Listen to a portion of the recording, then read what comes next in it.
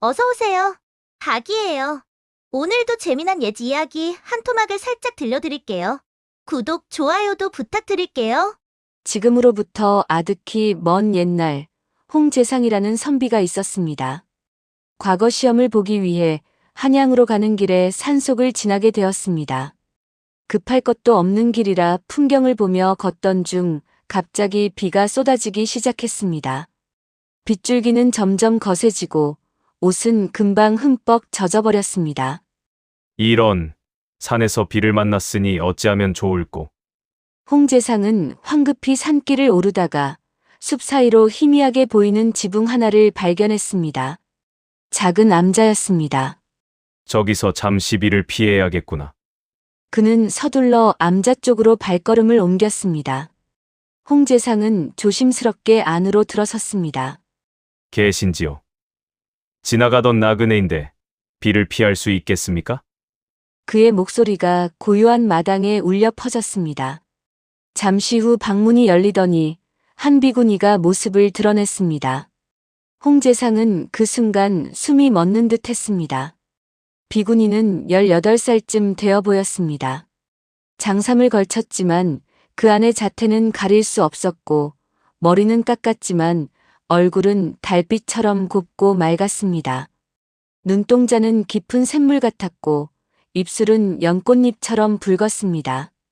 어서 오십시오. 비구니도 잠시 홍재상을 바라보았습니다. 그의 준수한 얼굴, 맑은 눈빛, 단정한 차림새가 그녀의 눈에 들어왔습니다. 그녀의 뺨이 살짝 붉어졌습니다. 감사합니다. 스님께서 혼자 계신지요? 예, 저희는 셋이 사는데 두 스님은 아랫마을에 시주 받으러 가셨습니다. 사흘 뒤에나 돌아오실 겁니다. 그러하십니까? 홍재상은 처마 밑으로 들어갔습니다. 그때 마루 한쪽에 시커먼 자국이 보였습니다. 마치 무언가를 태운 듯한 흔적이었습니다. 저건 무엇입니까? 비구니의 얼굴이 순간 굳었습니다. 아, 그건 예전에 큰 스님께서 부적을 태우신 자리입니다. 신경 쓰지 마십시오. 목소리가 약간 떨렸습니다.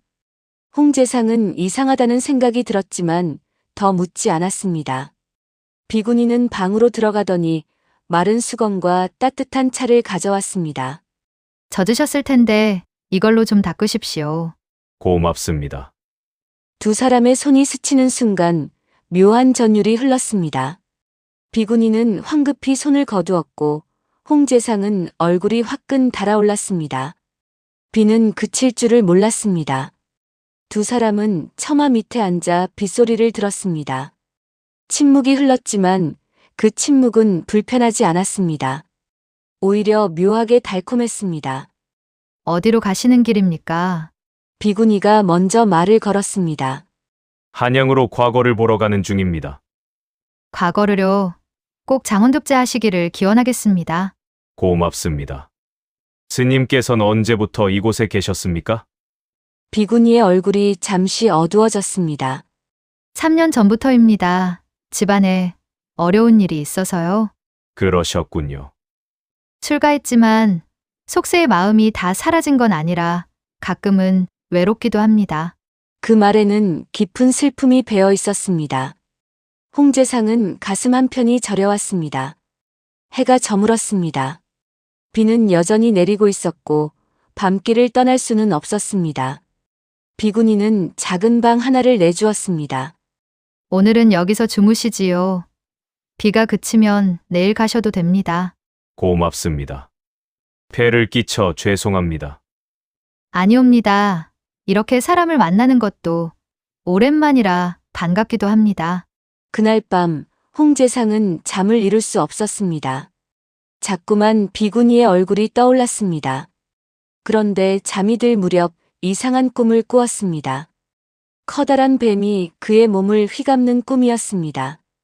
그는 식은땀을 흘리며 잠에서 깼습니다. 문득 밖에서 발소리가 들렸습니다. 방문이 조용히 열리며 비구니가 서 있었습니다. 달빛에 비친 그녀의 모습은 꿈속의 선녀 같았습니다. 저 잠이 오지 않아서요. 그녀의 목소리는 떨리고 있었습니다. 홍재상은 벌떡 일어났습니다. 스님. 스님이라 부르지 마십시오. 저는 진정한 스님이 아니옵니다. 비구니는 천천히 방 안으로 들어왔습니다. 그리고 문을 닫았습니다. 이러시면 안 됩니다. 알고 있습니다. 하지만 마음이 제 마음 같지 않습니다. 이런 인연이 다시 올까요? 두 사람은 서로를 바라보았습니다. 달빛만이 그 사이를 비추고 있었습니다. 그리고 그날 밤 금기가 깨졌습니다. 두 사람은 사랑에 빠졌습니다. 다음 날은 비가 그쳐 화창한 날씨가 되었습니다. 그러나 홍재상은 암자를 떠나지 않았습니다. 아니, 떠날 수가 없었습니다. 비구니 역시 그를 보내고 싶지 않았습니다. 낮에는 함께 차를 마시고 책을 읽고 마당을 거닐었습니다. 밤이 되면 둘은 한 이불을 덮었습니다. 둘째 날 밤 비구니는 홍재상의 무릎을 잡고 애원했습니다. 나리와 하룻밤을 보냈으니 저는 이미 속인이 된 몸입니다. 그러니 부디 저를 데려가 주십시오. 당연한 일. 내 어찌 그대를 저버릴 수 있겠소. 하지만 내 지금은 한양으로 올라가는 길이라 데려갈 수 없고 내년 이달 이날에 다시 찾아오리다. 다 준비해서 데리러 올 테니 딱 1년만 참고 기다려 주시오. 저를 잊지 않으시겠지요. 어찌 잊을 수 있겠소. 정말입니까? 정말 그러실 겁니까? 목소리에 불안이 배어 있었습니다. 홍재상은 웃으며 대답했습니다. 그렇다니까요. 걱정 마시오. 하지만 비구니는 안심하지 못하는 듯 했습니다. 그녀는 밤새 그의 얼굴을 들여다보았습니다. 마치 그 모습을 영원히 새겨두려는 듯. 3일째 되는 날 밤이었습니다. 비구니는 홍재상의 품에 안겨 속삭였습니다. 목소리는 이전과 달리 낮고 절박했습니다. 과거에 급제하시면 꼭 저를 찾아와 주십시오. 그리하겠소. 1년만 기다려 주시오. 1년. 비구니는 그 말을 여러 번 되뇌었습니다. 비구니는 홍재상의 손을 더욱 세게 잡았습니다. 손톱이 그의 손등에 파고들 정도였습니다. 만약 약속을 저버리신다면 저는 죽어서 뱀이 되어서라도 당신을 찾아갈 것입니다. 홍재상은 소스라쳤습니다. 그런 무서운 말을. 비구니는 홍재상의 손등을 자신의 이마에 대고 천천히 눈을 감았습니다. 다음 날 아침, 다른 비구니들이 돌아올 시간이 다가오고 있었습니다. 홍재상은 떠나야 했습니다. 가십니까? 1년 뒤 반드시 돌아오겠소. 기다리겠습니다. 하루하루 세면서 기다리겠습니다. 비구니는 그의 옷자락을 잡고 천천히 놓았습니다. 그녀의 눈에서 눈물이 줄줄 흘러내렸습니다. 홍재상은 뒤돌아서 한 걸음, 두 걸음 산길을 내려갔습니다. 뒤를 돌아보니 비구니는 여전히 그 자리에 서서 그를 바라보고 있었습니다. 그 모습이 점점 작아져 갔습니다. 그리고 마침내 보이지 않게 되었습니다. 홍재상은 한양으로 향했습니다. 한양에 도착한 그는 과거 공부에 매진했습니다. 날마다 글을 읽고 밤마다 책을 외웠습니다. 처음에는 비구니 생각이 자주 났습니다. 특히 밤이면 그녀의 목소리가 들리는 듯 했습니다. 하지만 시간이 지나면서 그 생각은 점점 희미해졌습니다. 과거가 열렸고 홍재상은 장원급제를 했습니다. 한양이 들썩였습니다. 축하 인파가 몰려들었고 벼슬길이 활짝 열렸습니다. 홍재상, 아니, 이제 홍장원이라 불러야겠구려. 축하하오, 축하해. 술상이 차려졌고 기생들이 춤을 추었습니다. 홍재상은 기쁨에 취했습니다. 한 달이 지났습니다. 어느 날 홍재상은 문득 비구니 생각이 났습니다. 그리고 약속했던 날짜를 떠올렸습니다. 그는 잠시 망설였지만 이내 곧 고개를 저었습니다. 그때는 한순간의 열기였을 뿐이야. 이제 나는 출세를 했고 앞으로 갈 길이 멀다. 파괴승과 다시 만난다는 건 내 앞길에 방해가 될 뿐이지. 그는 스스로를 설득했습니다. 2달, 3달이 지나고 홍재상은 비구니를 까마득히 잊어버렸습니다. 홍재상과 약속한 비구니는 1년을 꼬박 기다렸습니다. 그래도 홍재상이 나타나지 않자 시름시름 앓기 시작했고, 그렇게 병이 들어 자리에 누워서 오매불망 홍재상만 기다리다가 결국 숨을 거두고 말았습니다. 그날 밤 홍재상은 이상한 꿈을 꾸었습니다. 암자가 보였습니다. 비구니가 대문 앞에 앉아 원망스러운 눈빛으로 바라보고 있었습니다. 홍재상은 숨을 헐떡이며 잠에서 벌떡 깼습니다. 얼굴을 타고 식은땀이 주르르 흘러내렸습니다. 3년이 지났습니다. 홍재상은 마침내 남방절도사에 임명되었습니다. 그는 부임지로 떠났습니다. 새로운 관아는 넓고 화려했습니다. 이제 나도 출세를 했구나. 그런데 이상한 일이 벌어지기 시작했습니다. 부임한 첫날 밤 홍재상이 서재에서 문서를 보고 있는데 문득 싸늘한 기운이 느껴졌습니다. 촛불이 흔들렸습니다. 그는 고개를 들었습니다. 창문 틈으로 무언가가 기어들어오고 있었습니다. 뱀이었습니다. 새까만 뱀 한 마리가 천천히 마루를 타고 올라오고 있었습니다. 크기는 나무 줄기처럼 가늘고 길었고 비늘은 달빛에 반짝였습니다. 그런데 이상했습니다. 뱀이 지나간 자리마다 희미한 향기가 남았습니다. 그 향기. 암자에서 맡았던 그 향기. 뱀의 눈이 홍재상을 똑바로 바라보았습니다. 이게 무엇이냐? 홍재상은 화들짝 놀라 자리에서 벌떡 일어났습니다. 뱀은 멈추지 않고 그에게 다가왔습니다. 스르륵 스르륵. 비늘이 마루를 긁는 소리가 섬뜩했습니다. 물러서라! 물러서! 그는 벽에 걸린 칼을 빼들었습니다. 그리고 뱀을 향해 내리쳤습니다. 철컥. 뱀은 두 동강이 났고 피가 사방으로 튀었습니다. 뱀의 몸뚱이는 꿈틀거리다가 이내 멈췄습니다. 그는 하인을 불러 뱀의 시체를 치우게 했습니다. 저 징그러운 것을 멀리 갖다 버려라! 예, 어른.